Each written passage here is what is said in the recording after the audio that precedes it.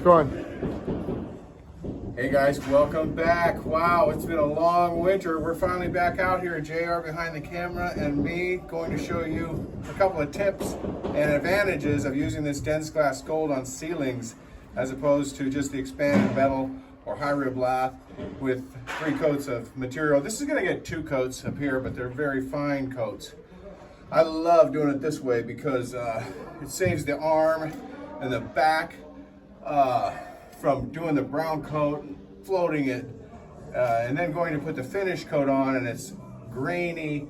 It's just a horrible thing. And then this is not going to crack. This stuff here, what we do is we take this netting here, our P-mesh.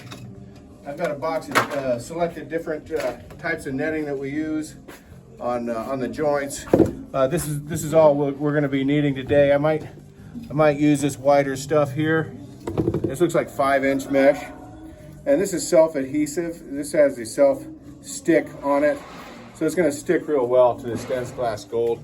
I subbed out this sheetrock because plasters, I mean lathers can do it, but it's just easier and cheaper to have the sheetrockers go ahead and do it. They can throw that dense glass gold up there in 4 or 5 hours, I mean, for around this house, for what we have to do. It's 14 sheets. We put 14 sheets of dense glass gold on. They had a lot of cuts to make because the framers didn't frame the framing on these rafter tails is not 24 inches on center. Sometimes they had to install lumber up there to make these sheets work. Oftentimes they had to cut on these edges to make it so that we could get the next piece on. So it wasn't really easy. They had to cut out the lights. They had to notch out for these columns over here. But JR is going to start mixing a batch of BPS. That's what we use when we do this. You can use Stowe, Synergy, Pyrex, Drive It, any one of the acrylic base coats. You can use that. That'll stick to this. We're going to put the mesh. We're not meshing the whole ceiling. We just mesh the joints, and then we mix up a big batch of mud and go for it. And I can probably do this myself. It'd be nice to have a helper here today, but my guys are on another job. But we want to get started early so that when they come next week, that they can just go on the walls and all the ceilings will be done. And that's going to go a lot quicker. So, but again, we're just netting the joints, and then I might use a smaller netting actually here. I might use this guy here to net the joints. And see, this is self-adhesive too. This is all self-adhesive, I think. It all has the sticky stuff on the back. So I'll peel off a couple feet of this and get it down to where the really sticky stuff is. This looks like it's been in the box for about 6 months since we've used it. It was raining. You guys know, in California, we were flooding. In fact, we even got some rebates from the federal government for our taxes. We don't even have to pay our taxes until October 25th this year, because they figured we probably weren't working anyway, you know, in the floods, and we weren't. It was just this cold, brutal winter. It was the worst winter on record for me. That was the worst winter I've ever gone through. I can't remember going through a worse winter. It was just horrible.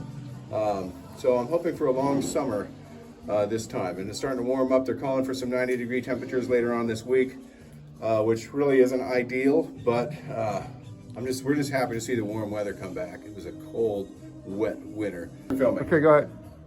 Okay, guys, I wanted to mention to you, what I forgot to mention earlier, is we use a spray anyway. Even though this is self-adhesive netting, we put a spray on this to help it stick anyway. And I'm going to show you this spray right here. My hand's already goofed up. I should have put a glove on, but it's really funky. It's spraying out the side right there, so it's getting all over my hand. So I've switched from the high strength 90. By the way, this is the best stuff for doing this kind of work here. It's this for anytime you want to use a spray adhesive, this high strength 90 by 3M, that's the best. And then there's they were sold out on this last night when I went to get some more of it. But I ended up getting the Super 77, which is what we used to use all the time anyway. So this stuff has been working really good. But I just spray a little bit on the joints.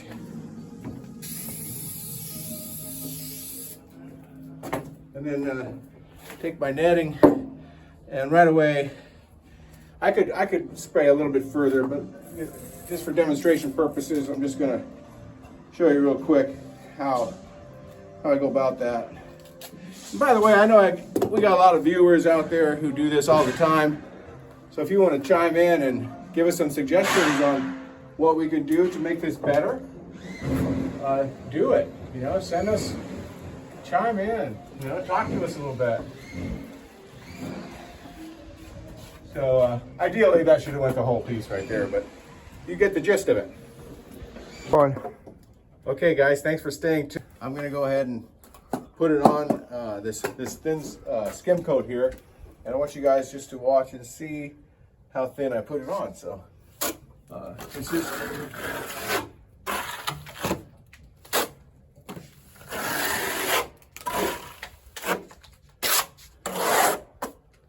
come this way now.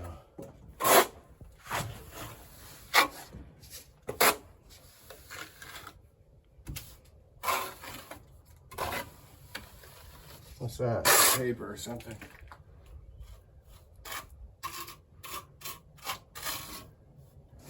Okay. So I'm going to let that take up for a little bit. Then I'm going to come back with when I'm not using any water. I'm not trying to get it super thin or super smooth.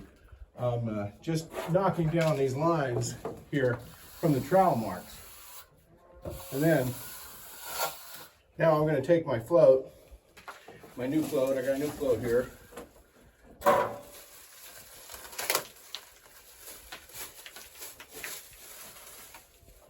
And put a little bit of water on it to start off with. Like my cowboy hat. It's protecting my neck from the mud.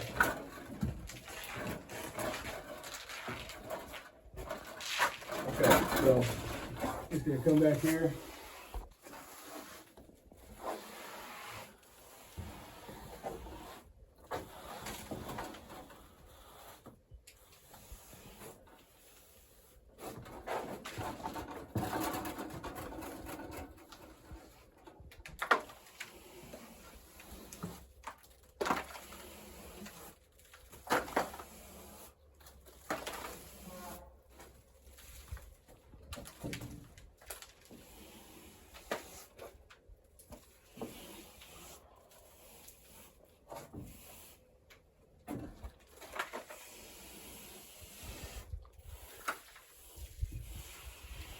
We'll do a close-up of the ceiling too, Ken. Okay, you notice how sometimes I might have to put a little bit of water on my sponge float. I have some stubborn areas like right here, so I'll just put a little water on there. It's not going to hurt it. It's going to help you lay it down a little bit more. You could probably water trowel this whole ceiling if you wanted to. It doesn't matter.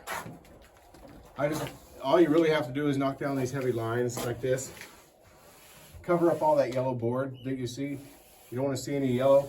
You don't want to have any yellow showing through.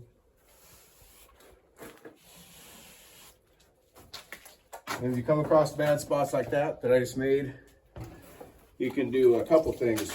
You can put some water on your sponge float, or you want to clean out your sponge float too.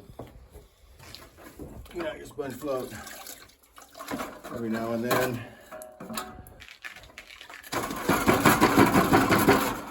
Hitting it on the inside of the bucket so you don't change its shape, keeping it nice and square.